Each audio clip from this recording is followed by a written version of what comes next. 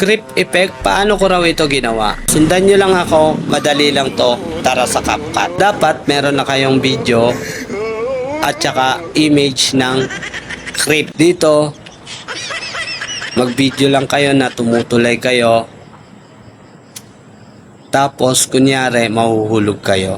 Mag-provide na kayo dito ng image ng creep. Unang-una, punta tayo sa CapCut. Click ang new project and then i-add nyo dyan yung video na ginawa nyo. And then yung image ng creep.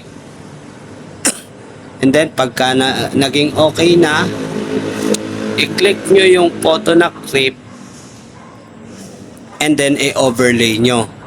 Pag na-overlay nyo na, dalhin nyo sa unahan ng video nyo. And then, hanapin nyo sa baba, sa tools nyo, ang mask. Dahil imamas natin yan. So, pag nakita nyo na ang mask, i-click nyo yan, piliin nyo ang horizontal. And then, pag naka-horizontal na, ikutin nyo lang yung yellow na line.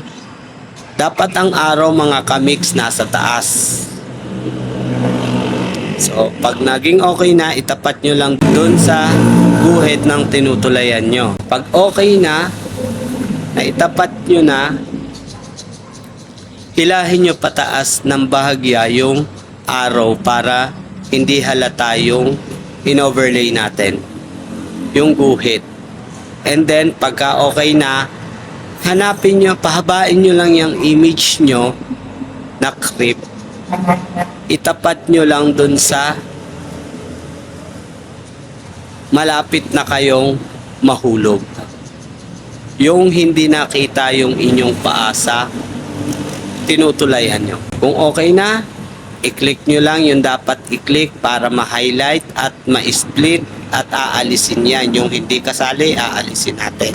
So, pag okay na, i-click nyo lang yung export, pwede nyo nang export yan. So, yun lang mga kamik, sana nasundan nyo. At pakishare na rin para makatulong sa iba sa mga baguhan. Salamat!